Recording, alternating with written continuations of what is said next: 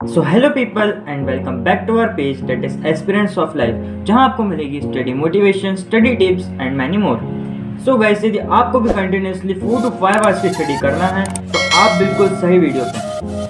ये वीडियो आपके लिए मास्टर स्ट्रोक होने वाली है, क्योंकि इस वीडियो में मैं आपको बताऊंगा कि आप कैसे 4 to 5 आवर्स की कंटिन्यूस स्टडी कर सकते हैं बिना रुके और ज़्यादा से ज़्यादा प्रोडक्टिव बन सकते हैं।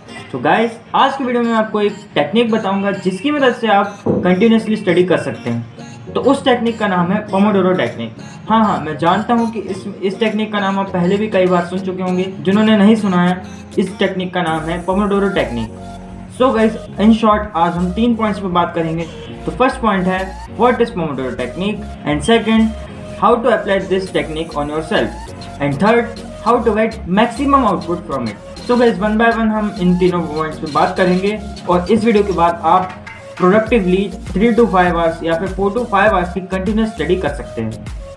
सो गाइस, फर्स्ट पॉइंट पे आते हैं, जो कि है व्हाट इज पोमोडोरो टेक्निक। तो पोमोडोरो टेक्निक एक बहुत ही सिंपल सी टेक्निक है जिसकी मदद से आप 4 to 5 आवर्स की कंटिन्यूस स्टडी कर सकते हैं। एट द मोस्ट आप 10 आवर्स की स्टडी भी कर सकते हैं with small breaks.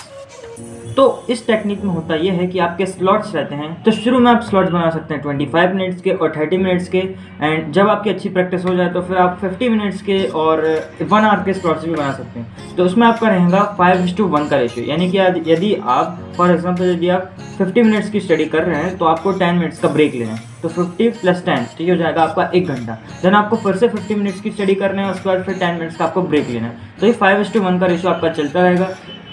For example यदि आप 25 मिनट्स की स्टडी कर रहे हैं तो आपको 5 मिनट का ब्रेक लेना है, यानी कि आप पहले 25 मिनट्स की स्टडी करेंगे, उसके बाद फिर 5 मिनट्स का ब्रेक लेंगे एंड अगेन फिर 25 मिनट्स की स्टडी करेंगे, फिर 5 मिनट का ब्रेक। तो इस सब को मिला के आपका पूरा 1 घंटा बनता है। तो ये सिंपल सी टेक्निक है, ये आपको बहुत मदद करेगी। नाउ अब बारी आती है हमारे सेकंड पॉइंट की, जो कि है how to apply this technique on yourself.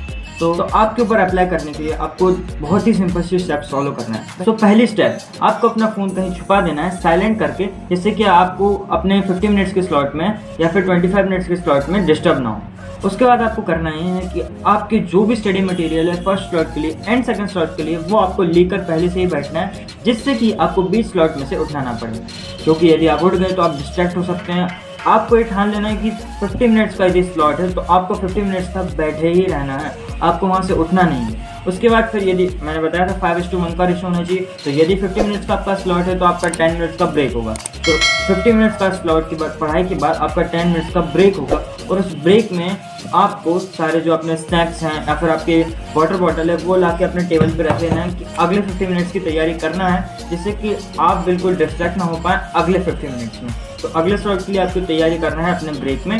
तो आपका जो 10 मिनट्स का ब्रेक रहेगा उसमें आपको अपने वाटर बॉटल भर लेना है, अपने थोड़े बहुत स्नैक्स रख लेना है, जिससे कि आपको उठना ना पड़े, और पूरी तरीके से फ्रेश होकर आपको अगले स्लॉट के लिए बैठना है फिर से। तो 10 मिनट्स आपके पूरे यूटिलाइज हो जाएंगे। उसके बाद आप अपने अगले स्लॉट के लिए तैयार हैं। तो एक और चीज़ आपको ये करना है कि आपको अपने साथ स्टॉप वॉच या फिर कोई भी क्लॉक लेके बैठना है, जिससे कि आप अपना टाइम मेजर कर सकें।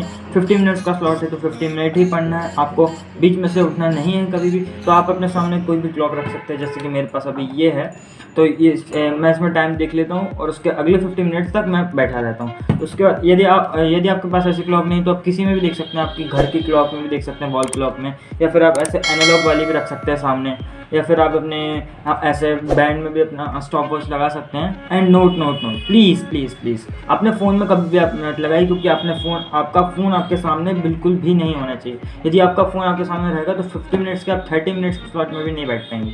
तो फिर फ़ोन को आप अपने साइड में रख दीजिए, कहीं छुपा दीजिए, जैसे कि आपकी नज़र उस पर जाए ना, और अपने सामने सब सिर्फ अपने काम की चीज़ें रहने दीजिए, डिस्ट्रैक्टिव मटेरियल सब हटा दीजिए उस 50 मिनट्स के स्लॉट के लिए। तो सेकंड पॉइंट फॉलो करने के लिए ये थी हमारी सिंपल स्टेप्स। सो गाइस, अब हम आते हैं हमारे थर्ड पॉइंट की तरफ, जो कि है how to get maximum output from it. तो मैक्सिमम आउटपुट के लिए हम बहुत सी चीज़ें कर सकते हैं, जैसे कि मैक्सिमम आउटपुट के लिए हमें डिस्ट्रक्टिव मटेरियल हटा देना चाहिए, हमारे टेबल से फ़ोन छुपा देना चाहिए, वो सारी चीज़ें बता चुका हूँ। लेकिन जो हमारी सबसे ज़रूरी चीज़ है, जो कि है आप अपने सब्जेक्ट्स को कैटेगराइज कर लीजिए।